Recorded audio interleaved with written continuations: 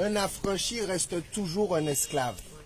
Car la première abolition date de 1794, 5 ans après la déclaration des droits de l'homme blanc par les Français.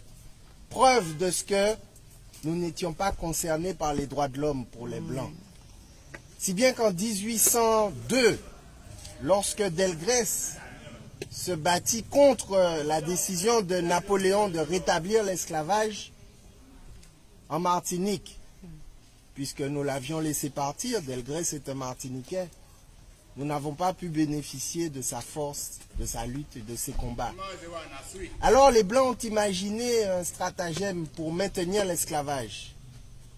Ils sont passés à l'anglais, car les Blancs de Martinique n'ont pas de patrie, à part peut-être la Martinique esclavagisée.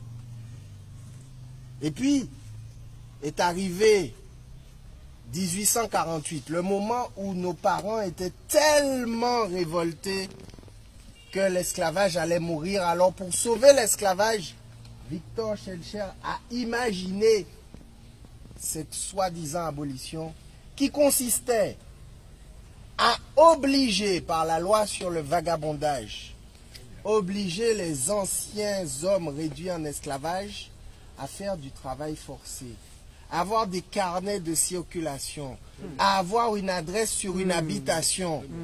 Et la case qu'ils occupaient gratuitement quand ils étaient réduits en esclavage leur devenait un domicile en location.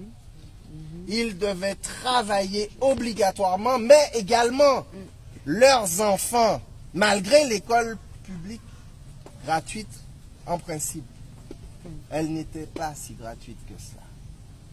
Mais les Blancs sont tellement forts qu'ils ont imaginé nous faire admirer et adorer Victor Schœlcher. Et même ils ont réussi à le mettre ici. Ah, les Blancs sont forts. Trop forts. Alors qu'il est le père, l'inventeur de l'esclavage moderne. Et que dans l'article 5 du décret d'abolition du 27 avril 1848, il a posé le principe de la réparation.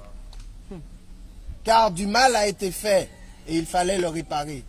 Mais quelle était sa conception du mal? C'était que les Blancs n'avaient plus d'esclaves et qu'il fallait leur payer une indemnité pour réparer la faute que commettait la France en les privant de leurs biens. Si bien que Haïti, c'est encore Haïti, qui a été assujetti au paiement de l'impôt sur la liberté. Et c'est cet argent qui a renforcé le pouvoir des Blancs en Martinique, en Guadeloupe et ailleurs.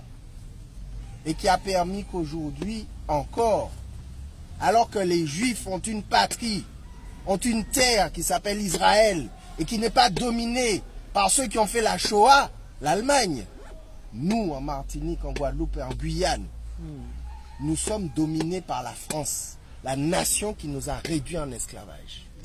Et nous avons fait tous ces kilomètres, ces 2 jours d'avion pour venir ici sur la terre de nos ancêtres. C'est quoi ça? Continuez. Aïe bobo. Oh, déchouqué, Schœlcher. D'autant plus, pour rajouter ce que Daniel dit, en fait, Schœlcher, en fait, était